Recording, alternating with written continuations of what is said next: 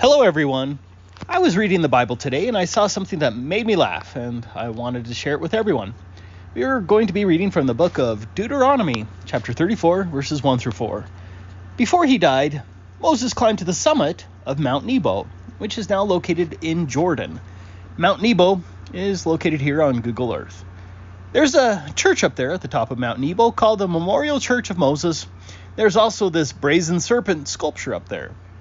But at the summit on Mount Nebo, according to Deuteronomy, the Lord showed Moses all of the promised land, which Moses was not permitted to enter. The highest point on Mount Nebo is at an elevation of 2,297 feet or 700 meters. I'm going to add a reasonable 5 feet for his eye height, which brings us to an observation height of 2,302 feet. At 2,302 feet, the horizon would have to be closer than 58.8 miles, or 94.6 kilometers. At a distance of 58.8 miles, puts our horizon to the edge of the circle indicated here. In verse 1, we read that the Lord showed Moses all the land of Gilead unto Dan. According to Bible commentary, Dan, at least the one mentioned in this verse, hasn't been discovered, but the land of Gilead had a northern boundary to the Yarmuk River. The Yarmuk River would have been 63 to 67 miles away from Mount Nebo. Adding in the elevation in between the 2 points, Moses could not have seen all of the land of Gilead with the curvature of the earth blocking his view.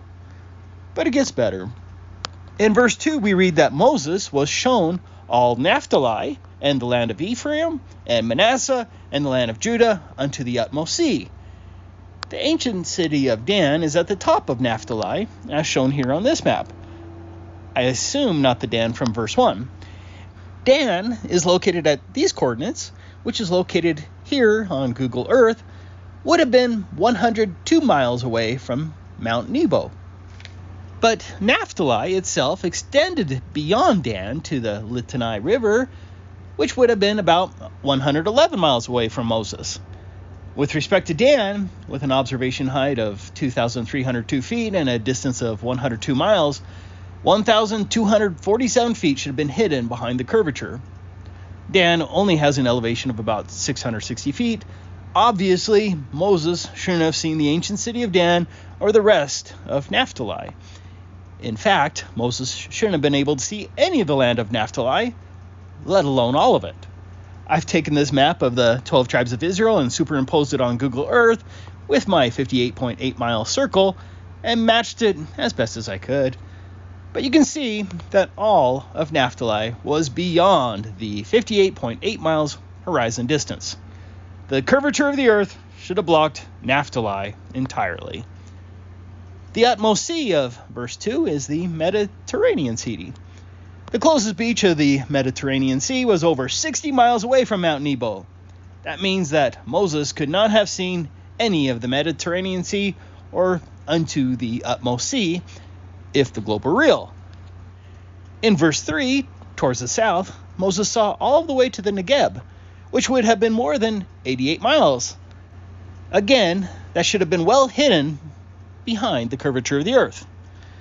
Without question, Moses saw too far. The curvature of the earth should have blocked much of Moses' view of the promised land.